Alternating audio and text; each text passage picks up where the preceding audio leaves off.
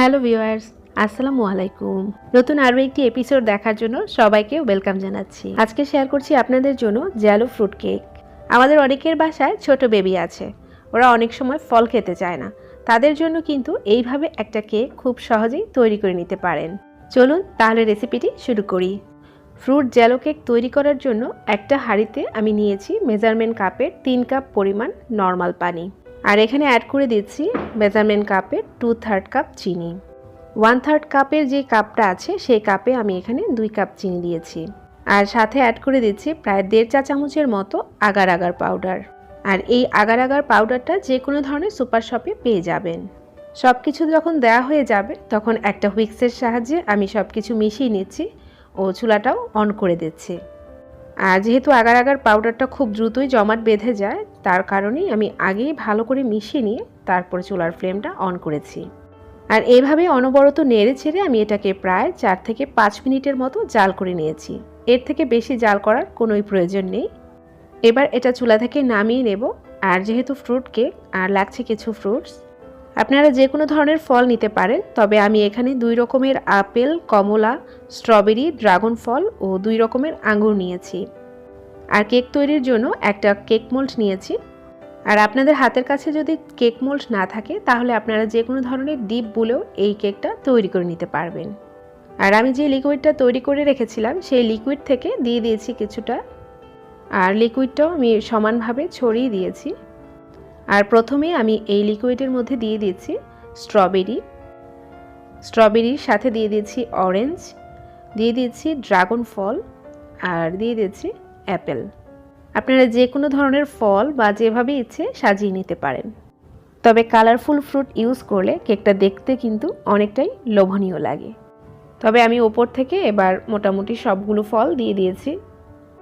সবগুলো ফ্রুটস দেওয়া হয়ে গেলে এবার আমি ওপর থেকে সেই লিকুইডটা দিয়ে দিচ্ছি।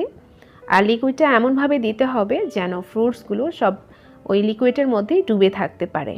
আর এই লিকুইডের পরিমাণটা একটু কম হয়ে গেলে কিন্তু ফ্রুটসগুলো সমানভাবে জমাট বাঁধবে না। আর এই বাটিটাকে আমি এক সাইডে রেখে দিয়েছি 10 মিনিটের জন্য। এখন যে লিকুইডটা রয়ে গেছে সেখানে আমি দিয়ে দিয়েছি 1/2 চা চামচের মতো আগার পাউডার, আর সাথে দিয়ে দিয়েছি 2 ফোঁটা ফুড কালার।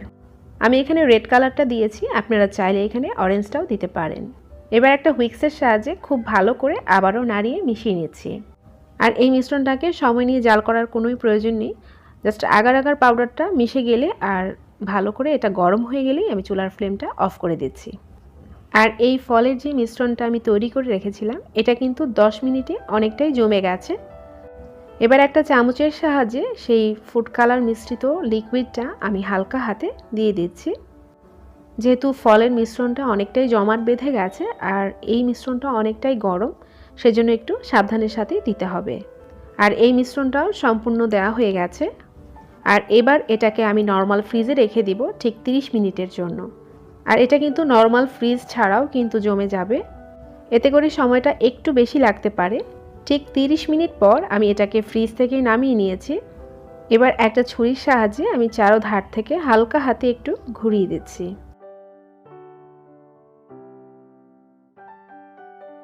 আর এই কাজটা কিন্তু একটা টুথপিকের সাহায্যেও করতে পারেন, এতে করে এটা মোল্ড আউট করতে খুব সহজ হয়। এবার কেক মোল্ডটাকে হালকা হাতে একটু ঝাঁকিয়ে নিলে কিন্তু কেকটা খুলে চলে আসবে। আর আপনারা চাইলে কিন্তু এই কেকটাকে ছোট বাটিতে বা ছোট ছোট কাপের মধ্যেও তৈরি করে নিতে পারেন। এবার ধারালো একটা ছুরির সাহায্যে আমি একটু স্লাইস করে নিচ্ছি। কেকটা দেখতে যতটা আকর্ষণীয়, স্বাস্থ্যের জন্য কিন্তু একটা হেলদি ফুড বলা চলে। আর এটা তৈরি করে রেখে নর্মাল ফ্রিজে রেখেও আপনারা এটা খেতে পারেন। বরাবরের মতো আজকের রেসিপিটিও যদি আপনাদের কাজে এসে থাকে তাহলে চ্যানেলটাকে সাবস্ক্রাইব করতে ভুলবেন না, লাইক কমেন্ট শেয়ার করতে ভুলবেন না, আর পাশে থাকা বেল আইকনে ক্লিক করে রাখবেন। এতে করে নতুন নতুন নোটিফিকেশন আপনারা সব পেয়ে যাবেন। আর আজকের মতো এখানেই বিদায় নিচ্ছি। আল্লাহ হাফেজ।